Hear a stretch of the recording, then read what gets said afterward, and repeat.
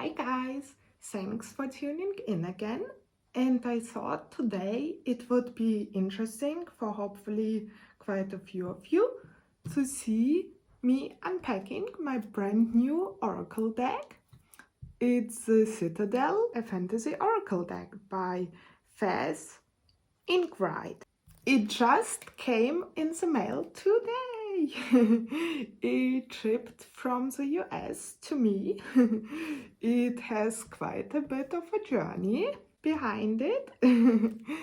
I'm very excited to unpack it together with you guys and see what it looks like.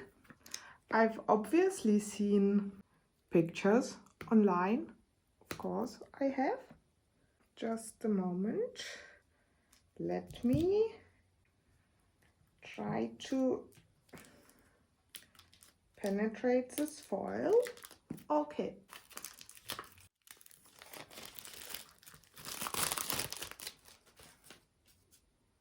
Guys, it's sparkly.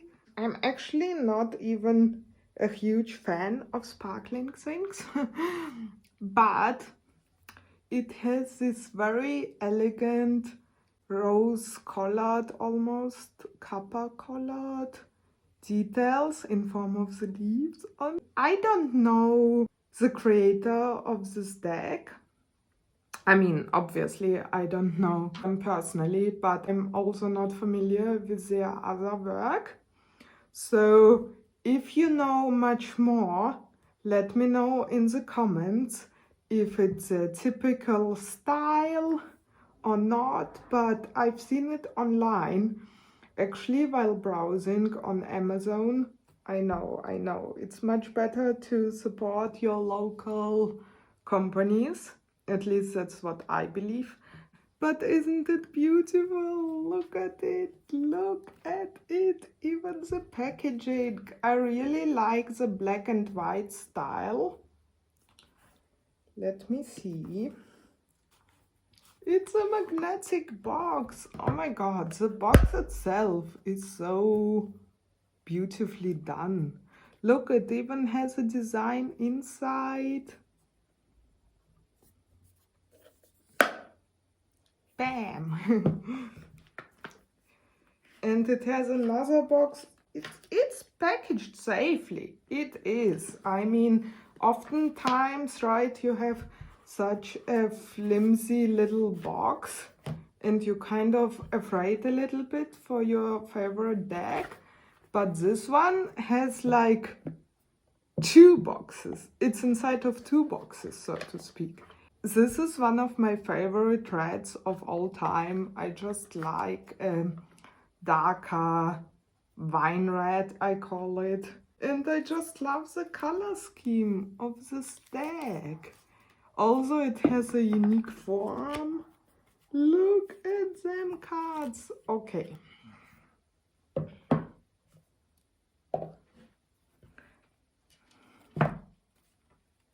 This is the book. It's our traditional booklet, and it's quite a thick one, so to speak.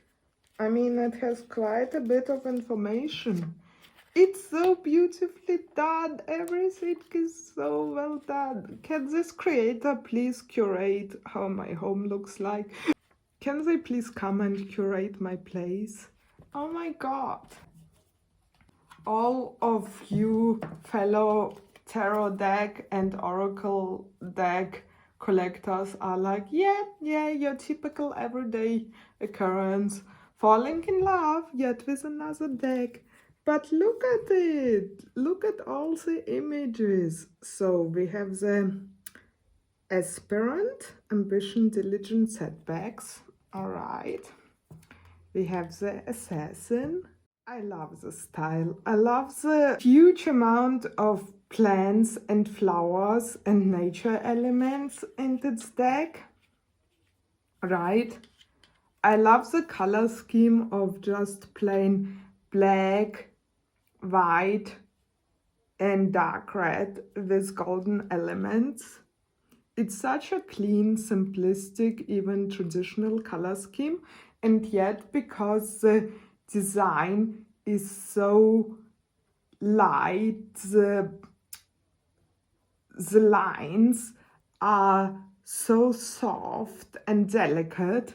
It has such a great, light-hearted, playful, delicate, soft and elegant feel to it. The assassin, alright, ruthlessness and conviction. The catalyst, radical changes taking control.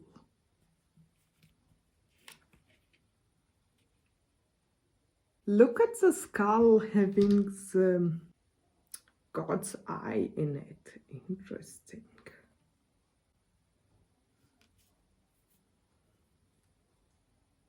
The catalyst has quite a bit of 2 full written pages, quite a bit of knowledge going into trying to achieve radical changes and take control, right? Taking control. The diviner, divine timing, evaluation. All right. See, it's maybe the divine timing for this little plant to finally blossom and bloom. The Fate card, accepting help, guidance. Also, I like how they choose scissors and some, what are they called? The founder. Ooh.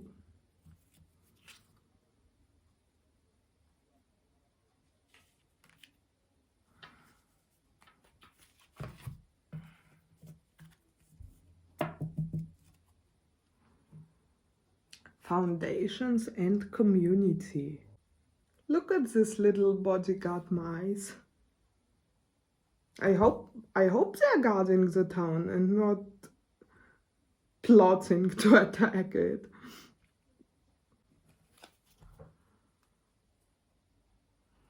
The air, unseen potential, but also hesitation. Ooh, that's such a good, great combination, and such a true one at times, right? Just because you're the air doesn't always mean that you are completely self-confident and self-assured in your abilities to be a great heir, to be a great ruler. So it's unseen potential, but also hesitation. Perhaps because the potential is unseen, right, by fellow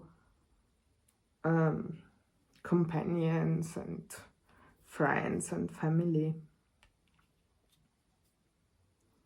The Hound, loyalty chains promises.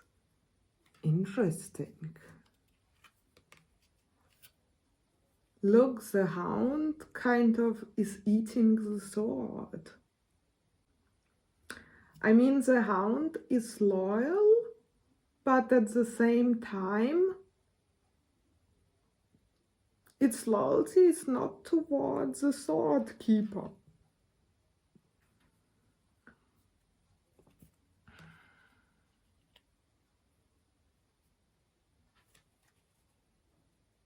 At the same time, the Hound is very powerful. Look, it's destroying a sword. Usually such a strong, powerful weapon, right? The King, control, reversal of fortune. Oh, that's interesting. That the King is reversing its theirs or its kingdom's fortune. It's interesting that we have seen quite a bit of swords already, but none of the swords are completely, you know, depicted on a card. All of the swords are kind of crumbling. And again, such beautiful plants and nature, surrounding the borders of each card.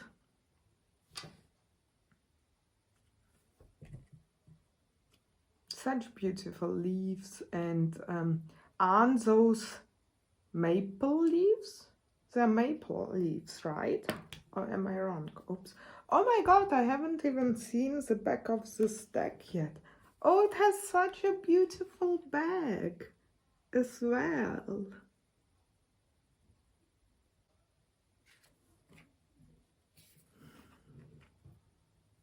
I like how whimsical and playful the feather looks like. It's almost looking like a leaf. Oh, the poet is representing relationships in this deck. Our first well-kept sword in form of the Queen card, determination and sacrifice. See, that's why the sword is intact. This queen is determined to secure her kingdom, her power, and to take care and keep her people safe. Ooh, that's a little bit of a different design, almost completely black. It's a sleeper. Cause and effect, clarity. Actually, funny enough, it reminds me of your traditional High Priestess card. Probably because of the two columns on each side of the card. We have a raven in the Spy Master card. Knowledge, but also distrust. Doesn't it remind you of the ravens in Game of Thrones? Wasn't there this clairvoyant character who could transform into the raven? The boy? What was his name again?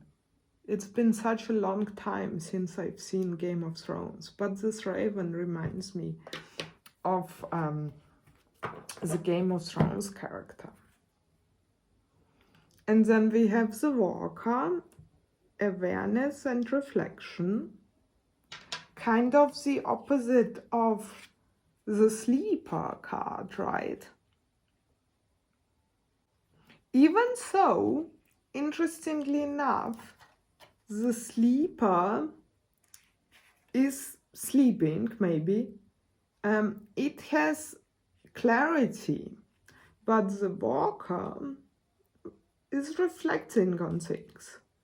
It hasn't quite, the walker hasn't quite achieved the clarity yet. I don't know if I would change that, if I would have put reflection on here and clarity on this card or not. Guys, if you're watching it, let me know, would you have switched those terms on these two cards or not?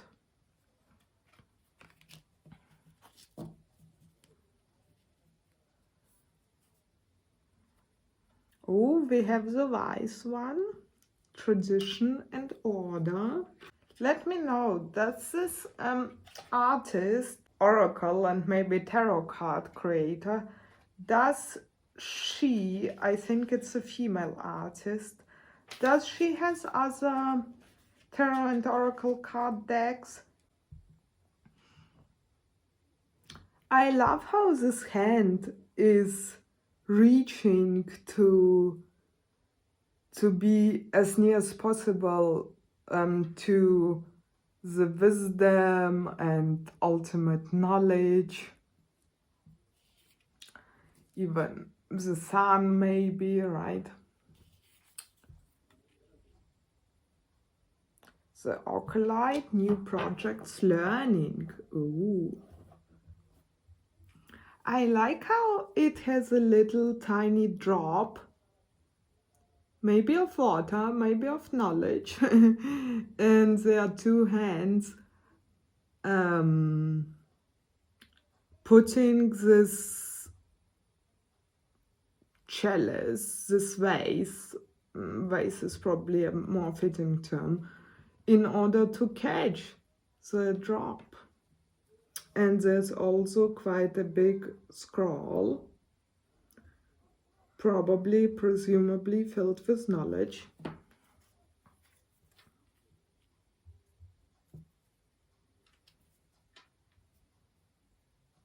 The alchemist, balance, invention, destruction. Ooh. I love how it says balance and then invention, but also destruction. True. Both can occur, especially destruction if there isn't enough balance. And some of the cards, I think, have Latin phrases, or at least words and terms on it. Actually, fun fact, I had Latin in school, but apart from my very first year, I was terrible at Latin. My Latin skills are not there, unfortunately. The Archer, biding your time, planning ahead.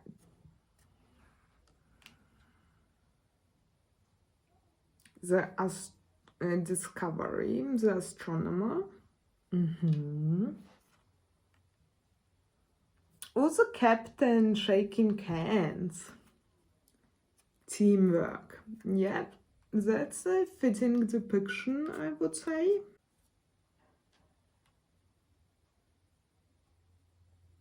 The Cartographer.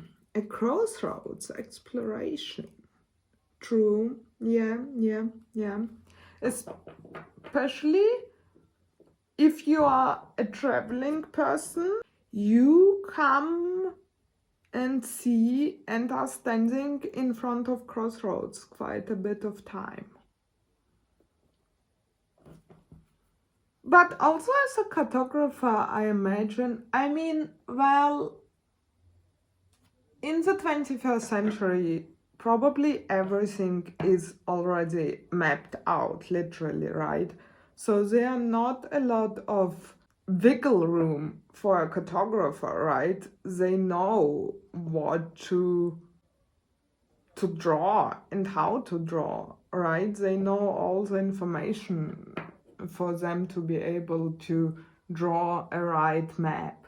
But in previous times, during the Middle Ages especially, for instance, that was quite a task. They came literally to a crossroad, probably a lot of times as well, right?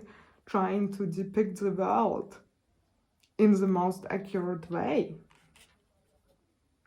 The Champion. Ooh, I like the Champion. Achievement, but also downfall. And again, the sword is broken. The Enchanter, deception, trickery. Look, they tried to grab. My very first thought of this structure was a baby. Doesn't it look a little bit like a baby in the mother's womb? Or am I the only one seeing it? That would be quite creepy, right? This hand, basically consisting just of bones, so a skeleton hand, is trying to grab this newly innocent baby who isn't even born yet. Ooh. The Guide, inheritance and correction.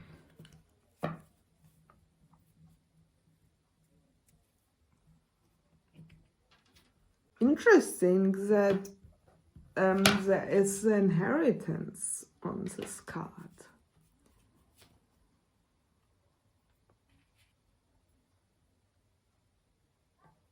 The Orator, communication, of course, but then we also have confidence. Interesting that the orator has a skull in their hand and not another kind of symbol.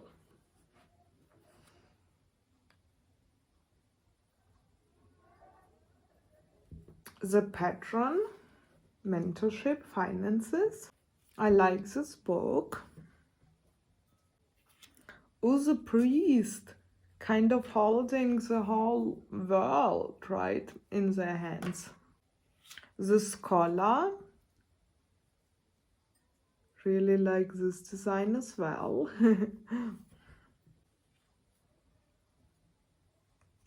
The sentinel.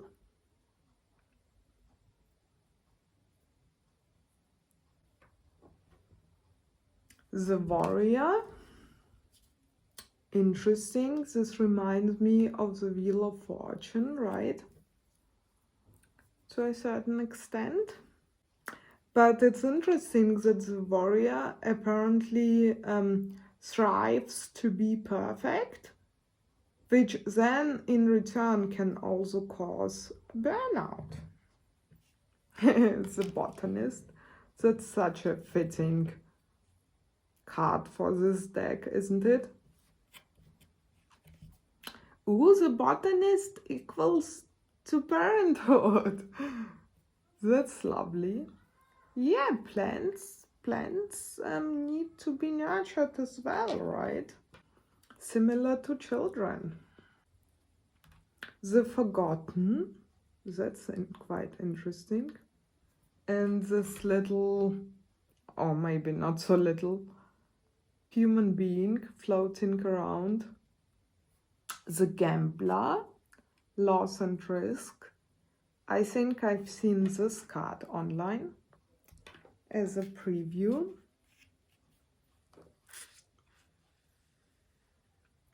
The hunter.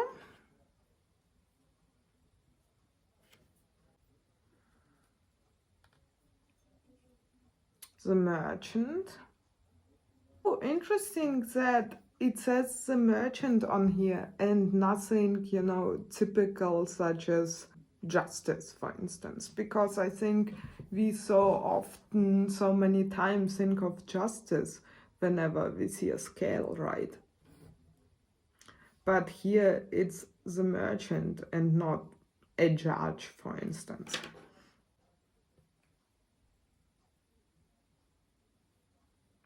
The miser? What's the miser? Is it a proper noun?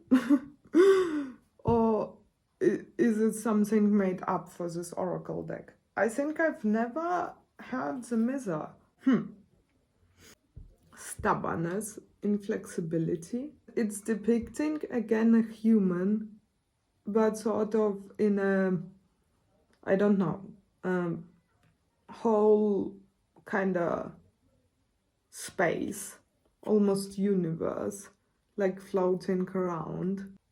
But it also could be standing symbolically for this human not having any anchor, right? Despite them being stubborn, they are stubborn just maybe for the sake of it. But they don't actually have roots to hold them. The muse, generosity, but also naivety. I don't know if it would be my first impulse to pair the term of the muse with naivety. But this created it. Also interesting how this has quite a bit of red, this card. And it looks like wine, or almost maybe even like blood or wine or red paint. And then it also has your pomegranate. I don't know, sadly, what kind of bird this one is. And then it has a harp. Kind of your traditional symbols, how muses were depicted, right? Especially on paintings during the Renaissance, for instance, and beyond. Passless? Passless? Well, the ones without a pass, right? Difficult decisions and lack of direction. Look, this hand, or all the hands, are kind of reaching out, but not quite able to grab each other. Here we have our main page card. That's the pilgrim, opportunities and growth. I definitely can see the pilgrim traveling with this lantern. Very important to have light in the dark. Then we have the sailor, new influences and wanderlust. That's fitting, isn't it? And the shepherd, celebration, family. The smith is actually overthinking things. That's also interesting.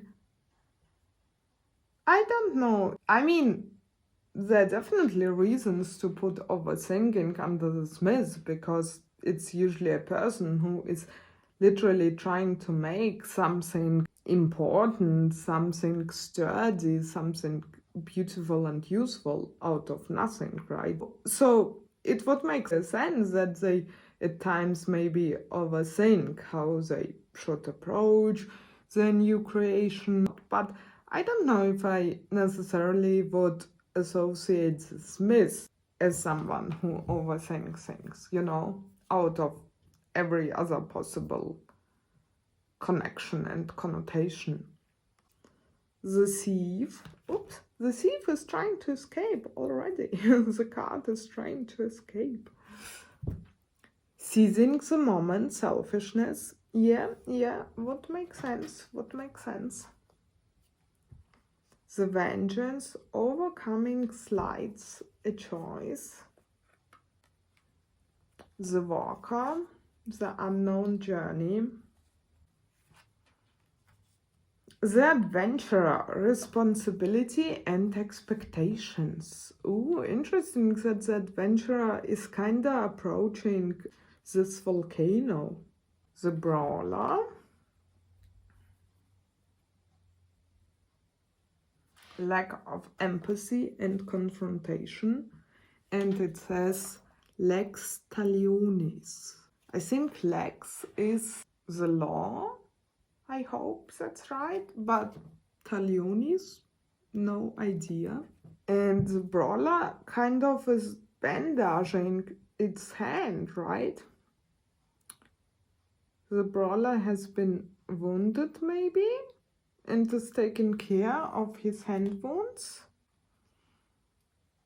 The chiromancer,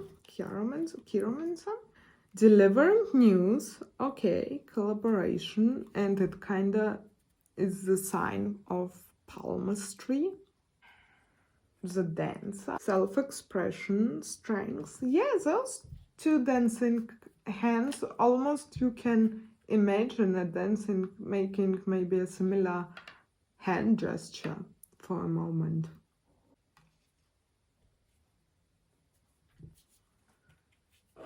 The Herald. I actually, going through this deck, I'm more and more aware that one of the main symbols in this deck are hands, right? Miscarry? I also never heard such a term. Is that a proper term? Hiding your true self, projection. Oh, that's interesting. That's kind of an artist working on a mask or two masks, right? The musician, inspiration and gratitude.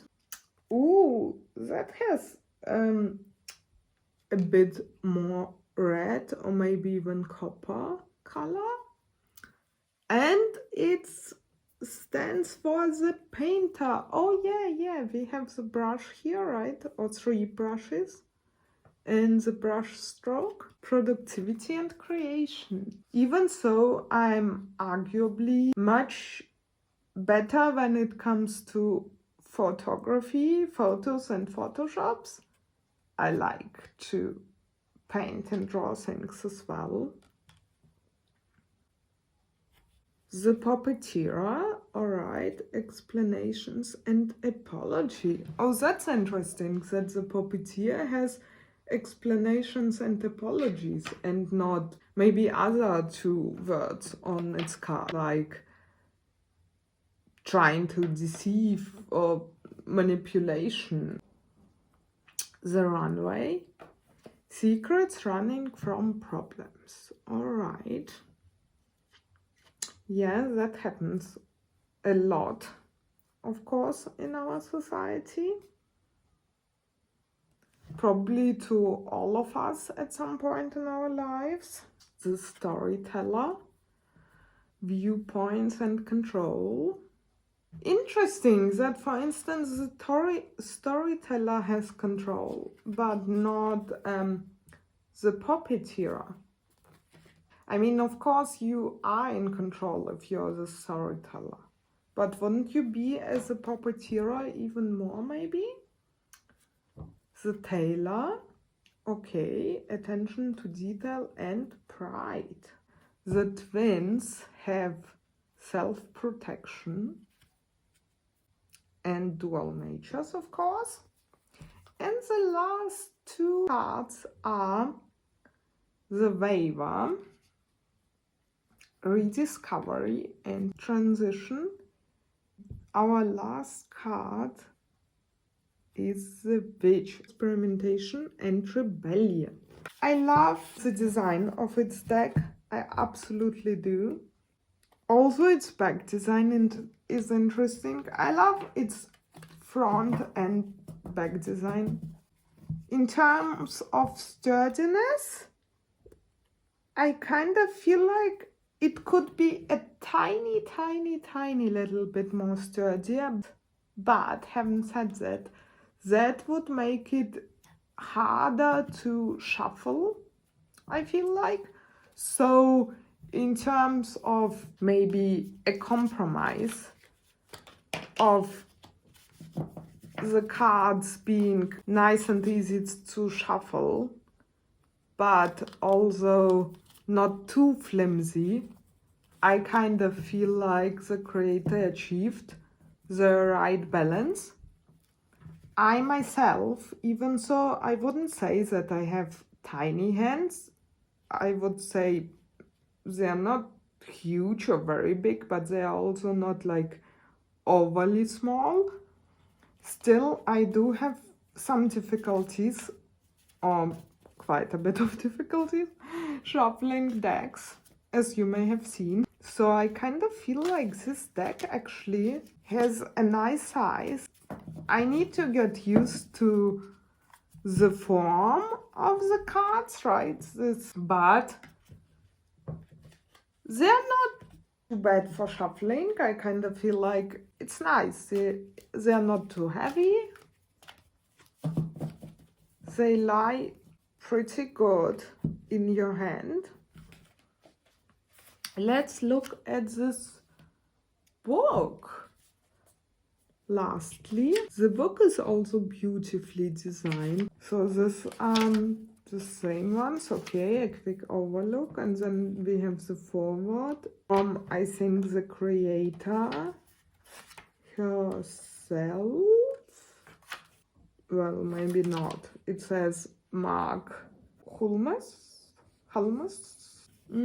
Oh, that's the word from the author. Okay, so the forward was not from the author, but here we have a forward and a word from the author.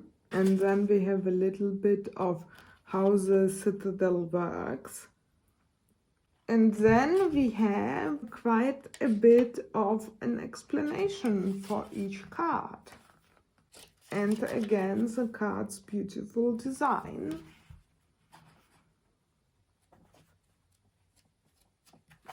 And last but not least, we have Okay, we have some instructions on if you want to literally use the cards for games, you can do that. Okay, so maybe their first purpose have been or is being gaming cards, and their additional purpose or possible purpose is that they can be used for divination. Alright guys, I hope you liked my walkthrough, and let me know how you like your deck and whether you like working with it and your experiences.